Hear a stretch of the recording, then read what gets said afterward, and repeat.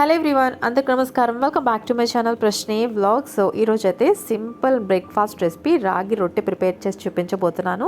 దానికోసం కడాయిలో 1 table spoon పల్లీలు లైట్గా వేయించుకొని పక్కకు తీసేసుకోండి, పొట్టు తీసేయండి.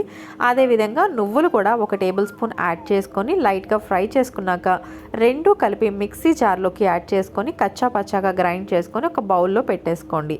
మనకి బాడీకి మంచి న్యూట్రియంట్స్ అనేవి అందుతాయి. ఈ విధంగా నువ్వులు కానీ పల్లీలు కానీ ఇటువంటివి మనం బ్రేక్ఫాస్ట్ ప్రిపేర్ చేసుకుంటున్నప్పుడు డైట్లో ఇంక్లూడ్ చేసుకోవడం చాలా మంచిది.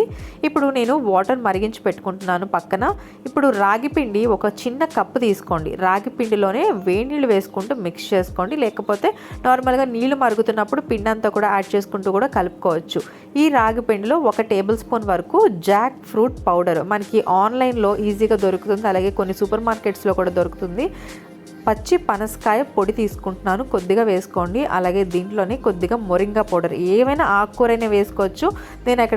నేను రెడీగా పెట్టుకున్న మొరింగా పౌడర్ వేసుకుంటున్నాను. మునగాకు పొడి కొద్దిగా వేసుకుంటున్నాను.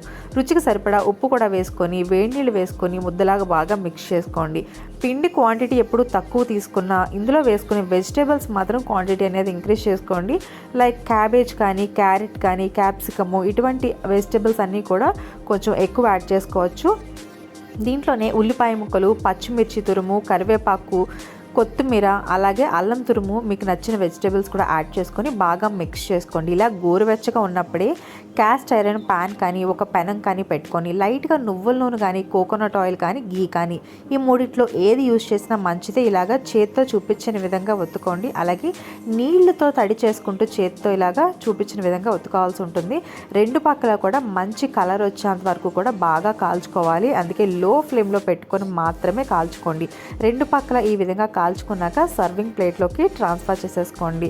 చక్కగా మంచి రోటి పచ్చడితో కానీ ఏ పికిల్తో అయినా సరే టేస్ట్ అయితే చాలా బాగుంటుంది. మీరు కూడా తప్పకుండా ట్రై చేసేయండి.